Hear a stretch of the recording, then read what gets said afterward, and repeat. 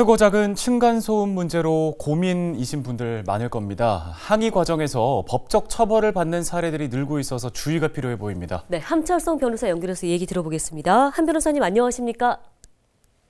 네, 안녕하세요. 남양주 법률사무소 서준 함철성 변호사입니다. 예, 층간소음 관련해서 좀 몇 가지 사례들을 살펴보겠습니다.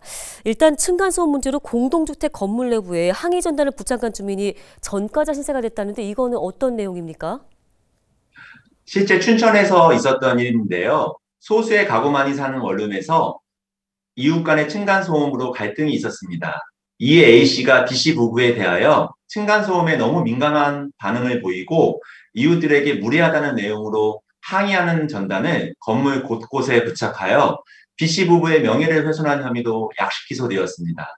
A씨는 전단 내용만으로 항의의 대상이 누군지 특정되지 않았고 그런 이유로 정식 재판을 청구하였지만 법원은 이들의 거주지가 소수의 가구만이 사는 원룸 건물로 피해자가 충분히 특정될 수 있는 점 등을 고려해 유죄로 판단하였습니다.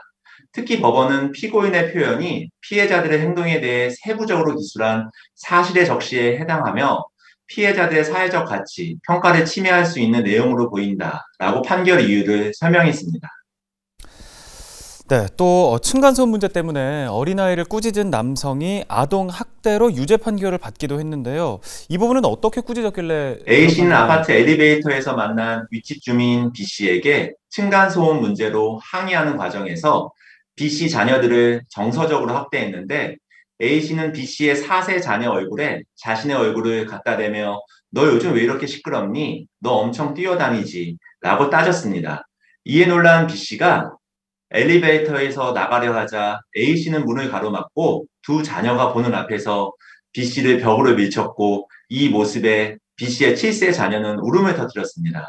이 일로 A씨는 B씨에 대한 폭행치상죄가 인정돼 벌금 200만 원을 약식명령을 확정받았습니다.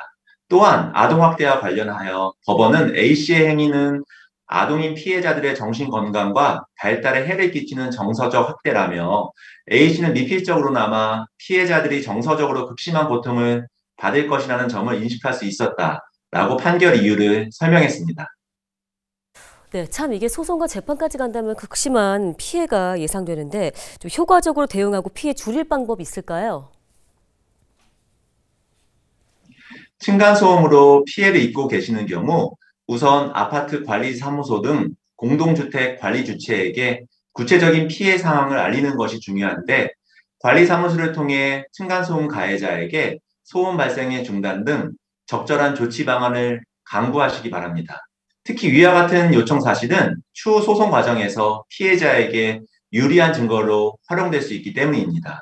만약 안타깝게도 아파트 관리 주체를 통한 원만한 해결이 어렵다면 소송이나 조정과 같은 법적 분쟁 절차를 진행해야 하는데 이를 위해서는 층간소음 발생을 증명할 수 있는 동영상 및 녹음 자료 등의 확보, 가해자에 대한 내용 증명 발송 등 사전 준비 조치가 필요합니다.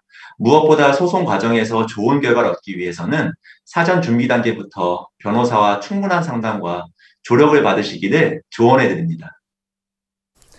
네, 도움 말씀 잘 들었습니다. 함철성 변호사였습니다.